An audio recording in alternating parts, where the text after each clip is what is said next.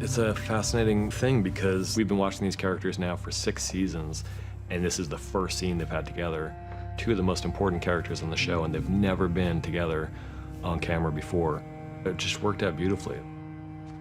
The idea that after all Jon and Sansa had been through as characters, that they're finally able to put a foot back on solid ground in terms of family and somebody with whom they have a bond that runs deeper than any other bond. It was a big moment for the 2 of them, and for us to see it played out.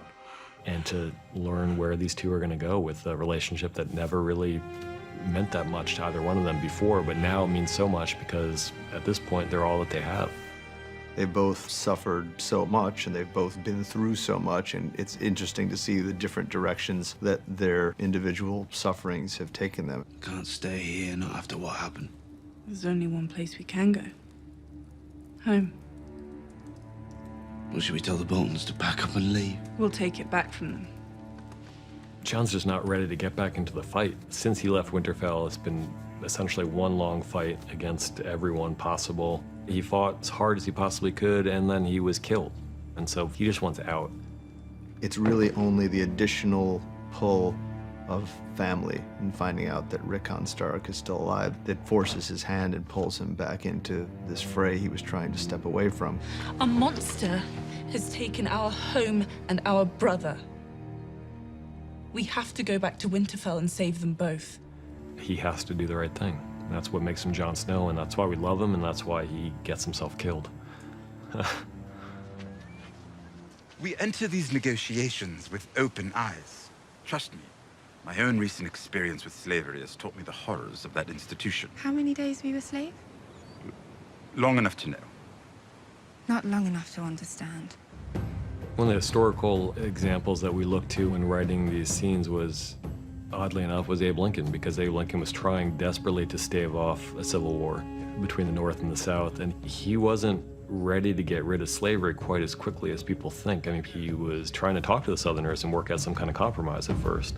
And, you know, with Tyrion, it's, as he says to Grey Worm Missandei, slavery is an evil, war is an evil, and I can't end both at once. So what's the solution here? The whole point of diplomacy is compromise. Here is the Queen's proposal. Instead of abolishing slavery overnight, we will give you 7 years to end the practice. In exchange, you will cut off your support for the Sons of the Harpy. His proposed compromise, which he thinks of as a good idea, is incredibly offensive to Missandei and Grey Worm, who were slaves. And, you know, from their point of view, you don't make a compromise with slavers because that's making a deal with the devil.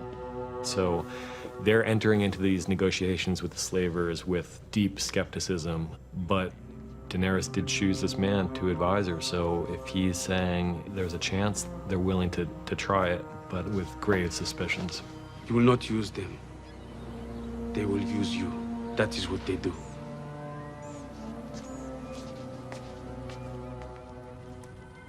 Vos mana vos hal. Ane voka ki yeri. Vos ma an have a drink. Machin an have knock.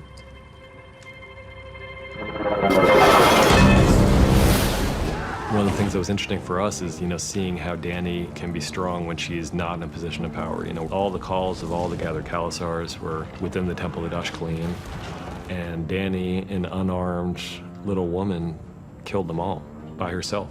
You know, she didn't have a dragon fly in and do it. It was all Dany.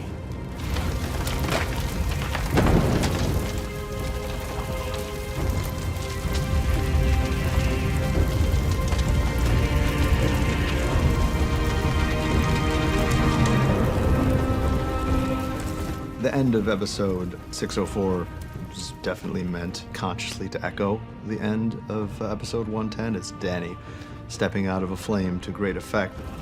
This time it was just on a much, much larger scale.